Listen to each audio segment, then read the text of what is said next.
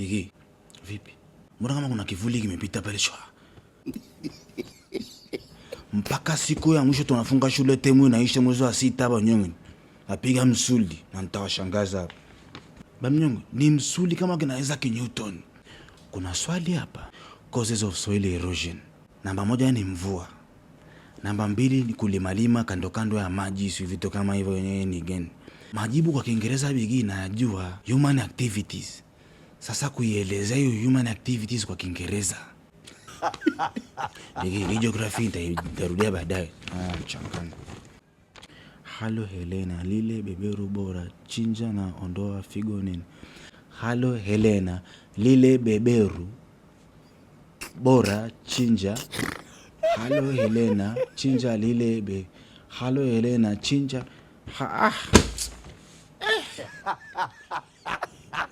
Kuna series mbili Mnyonge imeteka akili yangu.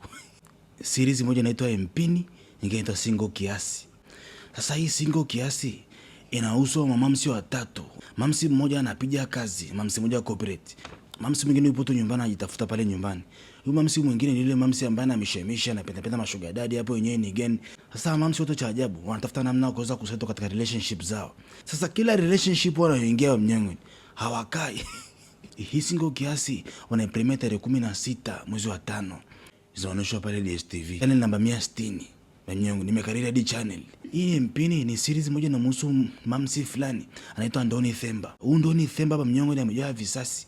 Hii Mpini inaonyesha kila Alhamis na Ijumaa pale Maisha Magic Bongo saa 3 usiku. Baba, niko rada na kariri hivyo vitu.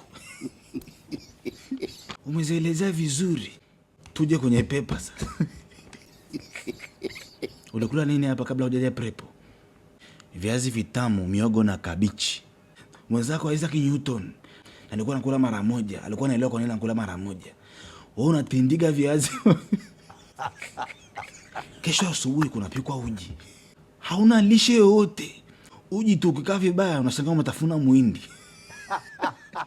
Yaani ni uji ambao mpisha angesinzia kidogo ulikuwa unakunywa ugali. Kwa nini usikaire movie? Mchana ni ugali. Maharage.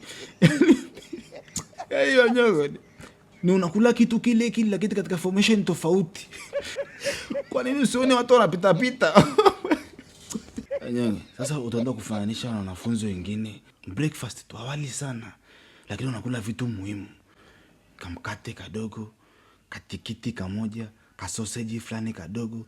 Wanapata processes zote za chakula. Wewe hauli. Wewe unatindiga vitu. Yaani wewe itabidi ushibe.